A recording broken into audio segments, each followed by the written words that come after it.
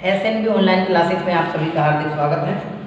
अभी विगत दिनों से हम सभी आप सबके साथ जुड़ते हुए संस्कृत का सामान्य परिचय प्राप्त करते हुए आगे बढ़ रहे हैं। प्रतिदिन आपके साथ जुड़कर हम नई नई बातों को आपके साथ शेयर करते हैं और उसके माध्यम से संस्कृत भाषा का परिचय प्राप्त कर रहे हैं।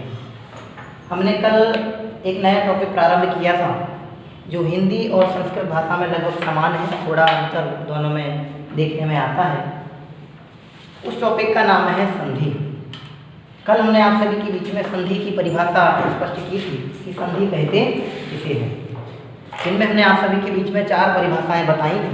आप सभी उन संधि की चारों परिभाषाओं को जानने के लिए आप पिछला वीडियो अवश्य देखें, जिससे आप विषय को लगातार एक साथ समझ सकेंगे। सबसे पहले संधि की परिभाषा हमने कल जो जानी थी वह आप इस वीडियो के माध्यम से चारों बिंदुओं के आधार पर जान सकते हैं।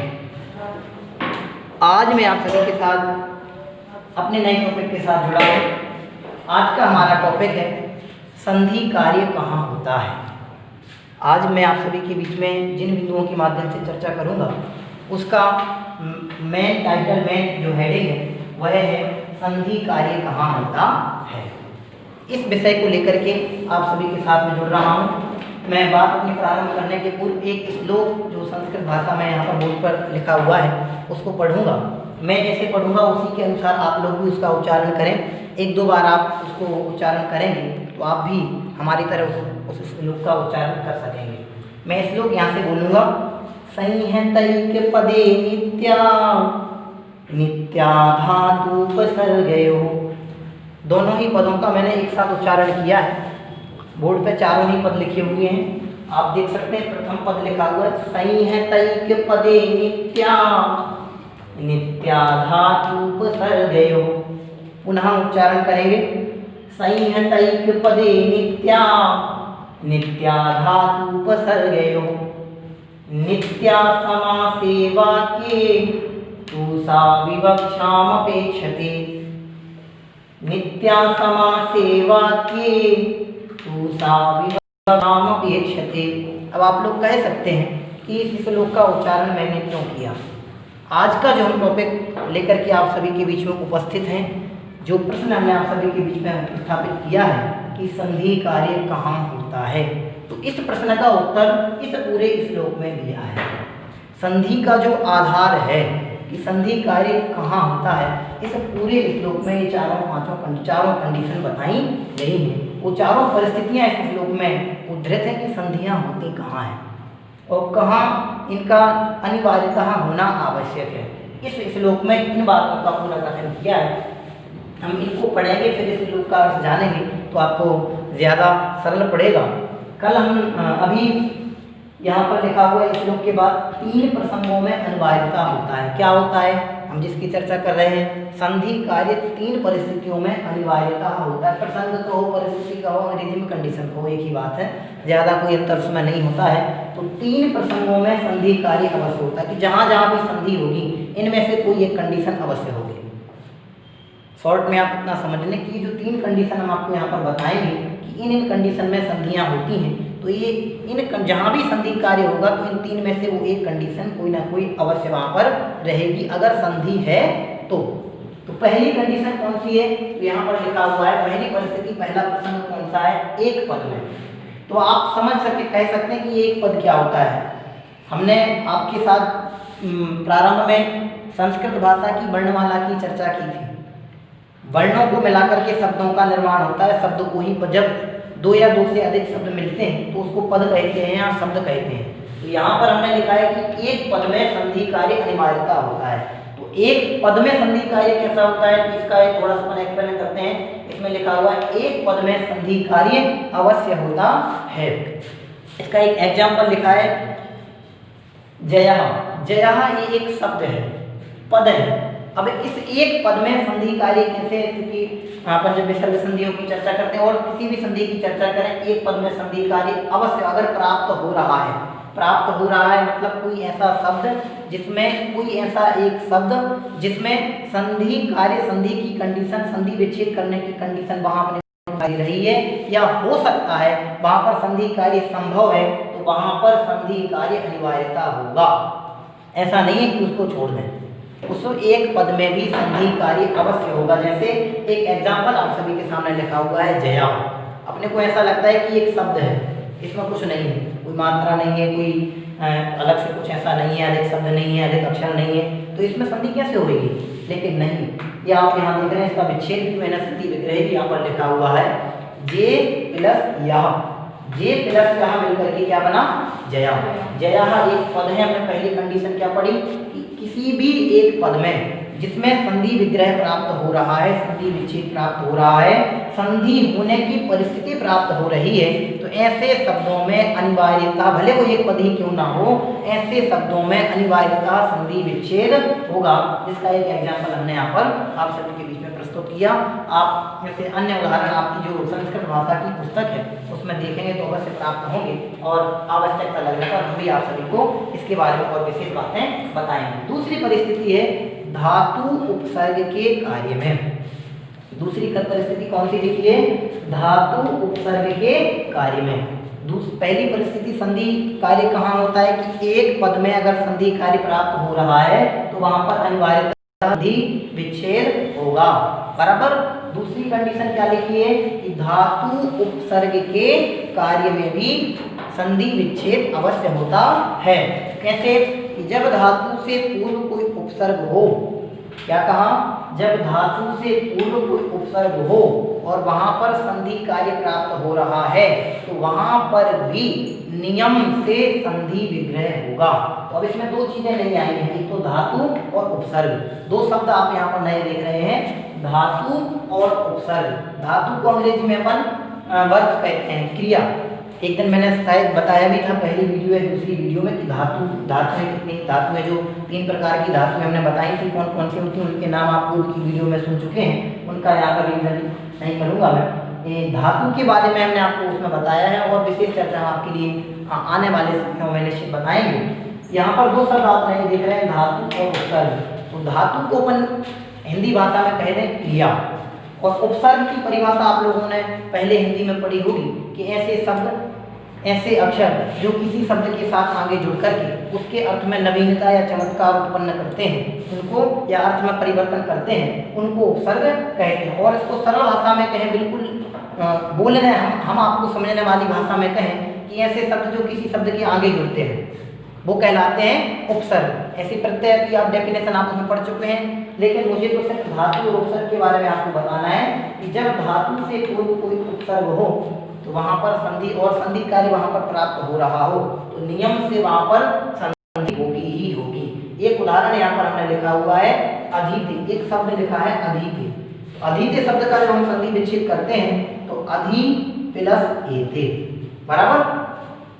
तो अधि एक धातु है जो जानने के अर्थ में प्रयोग की जाती है। अपन एक शब्द सुना होगा अधिगम, अधिगम एक शब्द सुना होगा। तो अधि एक जो धातु है, एते है एक शब्द है, तो इस उपसर्ग के पूर्व इस धातु के पूर्व इस उपसर्ग का प्रयोग किया गया है। इस प्रकार से अधीते शब्द में, इसमें जो हमने कंडीशन पढ़ी थी, जब धातु से पूर्व किसी कोई उपसर्ग हो, धातु एते हो गई और इसके पूर्व एक अधि उपसर्ग हो गया तो वहां पर संधि कार्य अवश्य होता है। तो यहाँ पर कौन सी संधि हुई? जब ई प्लस ई दोनों मिल गए, क्या बन गया?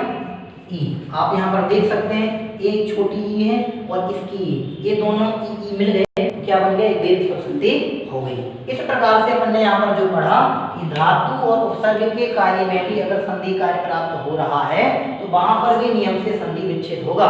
इसकी कंडीशन क्या जानी? जब किसी धातु के पूर्व में कोई उपसर्ग का प्रयोग होता है या कोई उपसर्ग लिखा हुआ होता है तो वहां पर संधि कार्य अवश्य होता है अगर प्राप्त हो रहा हो तो, बराबर। इसके बाद नेक्स्ट है थर्ड कंडीशन, तृतीय परिस्थिति। कौन सी है? कि समास में, समास की परिभाषा हम आपको बताएंगे, आप अभी सुन लें। समास का मतलब होता है संक्षिप्त रूप। समास को एक शब्द में कहेंगे अपन, पूरी उसकी डेफिनेशन है समनसनम समासः, वो सारी बातें अलग हैं, जब इसका टॉपिक हम अलग से प्रारंभ करेंगे। जिस प्रकार से संधि है इसी प्रकार से समास भी एक बहुत अच्छा व्यवस्थित विषय है, समझने योग्य है, हमें अवश्य समझना चाहिए। तो समास को अपन एक शब्द में कहें तो संक्षिप्त रूप। किसका संक्षिप्त रूप? कि बहुत सारे शब्दों को मिला करके एक शब्द दे देना, बराबर। जैसे नीला है कमल तो क्या बोलते हैं अपन, नील कमल, बराबर। तो ऐसे नीला है कमल, लंबा है उधर जिसका, तो अपन क्या बोलते हैं, लंबोदर। तो लंबा है उधर जिसका हिंदी में अपन पढ़ते हैं, तो लंबा है उधर, इतनी बड़ी लंबी लाइन को क्या कह दिया, लंबोदर। तो एक संक्षिप्त रूप, क्या कहा मैंने, समास मतलब संक्षिप्त रूप। तो यहाँ पर तृतीय परिस्थिति क्या लिखी है, समास में अगर संधि कार्य प्राप्त हो रहा है तो वहां पर भी नियम से यह होता है, क्या होता है कि यह संधि विच्छेद संधि विलय अवश्य होता है। इन तीन परिस्थितियों में संधि कार्य अनिवार्यता होता है, कंपल्सरी, ऐसा नहीं कि इनको छोड़ दें। इन तीन में से कोई भी कंडीशन बने तो वहां संधि कार्य अवश्य होगा, चाहे वह एक पद वाले हो या धातु उपसर्ग वाला जो अपन पूरा नियम पढ़ा उसके संबंध में हो, या फिर सामासिक पद, सामासिक पद मतलब समास वाले पदों से संबंधित हो। इसका थोड़ा सा पढ़ लेते हैं। समास किया हुआ पद समस्त पद कहलाता है, समस्त पद कहो या समास पद कहो, एक ही बात कहलाती है। जैसे एक एग्जांपल यहाँ पर लिखा हुआ नीलोत्पलम, नीलोत्पलम एक अपन ने पढ़ा ना, समास समस्त पद कहो या समास पद कहो, दोनों एक ही बात है। इसको अपन ने और सरल भाषा में कहा कि बहुत सारे शब्दों का मिला हुआ एक संक्षिप्त रूप। इस समस्त पद को अपन ने अलग अलग किया। समस्त पद जो समास किया हुआ पद है उसमें नियम से यह गुण रूप संधि कार्य, इसमें जो गुण रूप संधि कार्य है तो जिसे इसमें लिखा हुआ नीलोत्पलम, तो इसका संधि विच्छेद क्या हुआ, नीलम प्लस उत्पलम। अब इसमें क्या परिस्थिति बनी, इसमें आ प्लस उ, आम और उ ये दो मिल गए तो क्या बन गया, ओ बन गया। अब ये कंडीशन कौन सी संधि में होती है, गुण स्वर संधि में कंडीशन बनती है। तो यहाँ पर सामासिक पद में यह गुण स्वर संधि रूप यह परिवर्तन हुआ। इस प्रकार से आपने देखा कि यह एक पद में धातु उपसर्ग के कार्य में और समास में नियम से अनिवार्यता यह संधि कार्य होता है। अब ये चतुर्थ कंडीशन है, चतुर्थ परिस्थिति है, इसमें नहीं अनिवार्य नहीं है। इसमें पढ़ाने वाले की, बोलने वाले की इच्छा पर डिपेंड करता है, इच्छा पर निर्भर करता है कि उसे संधि करनी है अथवा नहीं करनी है। इस कंडीशन में वह स्वेच्छित है, कर भी सकता है नहीं भी कर सकता है, कोई आवश्यक नहीं है कि करे ही करे, और यह भी कोई आवश्यक नहीं है कि नहीं करे। करना चाहे तो कर सकता है, नहीं करना चाहे तो नहीं कर सकता है। किसके लिए, जो उस चीज को पढ़ रहा है, कर रहा है, कह रहा है, जिसको यहाँ पर मैंने वक्ता शब्द लिखा हुआ है। इस कंडीशन क्या लिखा है कि वाक्य में संधि कार्य प्राप्त होने पर वक्ता की इच्छा पर निर्भर करता है कि उसे उसका प्रयोग करना है, अर्थात विच्छेद करना है या नहीं करना है। जब कोई वाक्य का प्रयोग किया जाएगा, जब किसी वाक्य को अपन बोलेंगे तो बोलने वाले की इच्छा पर निर्भर करेगा कि उसे वहां पर संधि के साथ बोलना है कि संधि विच्छेद करके बोलना है। वो उसकी बोलने वाले की इच्छा पर डिपेंड करेगा। वहां पर कोई ऐसी बात नहीं है, ऐसा कोई रूल्स नहीं है कि उसे उसको फॉलो करना पड़ेगा, वह स्वेच्छित है, सेल्फ डिपेंड है। ओके, क्या लेगा, वाक्य में संधि कार्य प्राप्त होने पर वक्ता की इच्छा पर निर्भर करता है कि उसे संधि सहित वाक्य प्रयोग करना है या संधि रहित वाक्य प्रयोग करना है। इस प्रकार से इसका एक एग्जांपल और लिखा है, एक शब्द लिखा हुआ है, वाक्य है पूरा साह यह आगच्छति, मैंने इसको प्लस करके लिखा है, पूरा एक वाक्य है साह यह आगच्छति। सा एक स्त्रीलिंग के लिए प्रयोग किया जाता है, सह और सह ये स्त्रीलिंग वाला शब्द है। जब किसी महिला के लिए, स्त्री के लिए, लड़की के लिए प्रयुक्त किया जाता है तो सह शब्द का प्रयोग, कि सह शब्द का प्रयोग होता है, और सह विसर्ग वाले का प्रयोग पुल्लिंग के अर्थ में होता है, पुरुषवाची शब्दों के लिए होता है। यहाँ पर सह शब्द का प्रयोग किया है, सह यह आगच्छति, यह का मतलब होता है यहाँ, सह का मतलब होता है वह, आगच्छति मतलब आती है, वह यहाँ आती है। इसका हिंदी में इस प्रकार से अर्थ बनेगा। तो यहाँ पर क्या लिखा अपन ने, सह यह आगच्छति, वह यहाँ आती है। अब इसको चाहे तो हम डायरेक्ट ऐसा बोल सकते हैं सह यह आगच्छति, और चाहे तो से आगच्छति, इन दोनों को मिला करके ऐसा बोल सकते हैं से आगच्छति। तीन प्रकार से एक ही वाक्य को अपन बोल सकते हैं, सह यह आगच्छति पहली कंडीशन, दूसरी कंडीशन इन दोनों को मिला के बोल सकते हैं सह प्लस ए बराबर से आगच्छति, तीसरी हमने इन तीनों को मिला करके यहाँ लिखी हुई है से आगच्छति। तो आपने यहाँ पर देखा कि जब किसी वाक्य में संधि कार्य प्राप्त हो रहा है तो बोलने वाले की इच्छा पर डिपेंड करता है कि उसे उस वाक्य को कैसे बोलना है।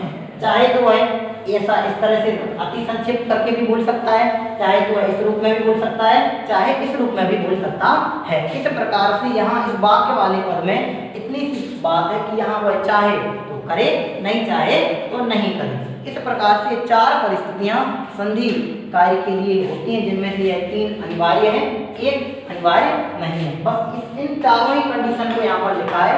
संहितैक पदे नित्या, एक पद में जो समास पद है, संहितैक मतलब समास पद में एक पद में संधि कार्य हमेशा नित्य मतलब हमेशा होता है। नित्या धातु उपसर्गयो, जो धातु उपसर्ग वाली द्वितीय परिस्थिति पड़ी थी, उपसर्ग के पूर्व अगर किसी धातु का प्रयोग होता है तो वहां पर नित्या, वहां पर भी हमेशा संधि कार्य होगा।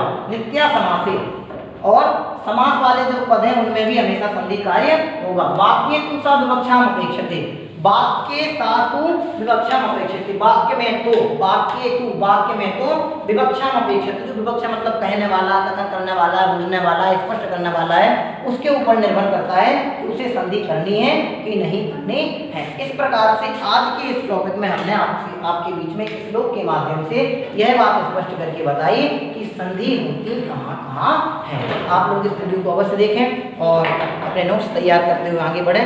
सभी को बहुत बहुत धन्यवाद। जय तु भारतम, जय तु संस्कृतम, जय हिंद।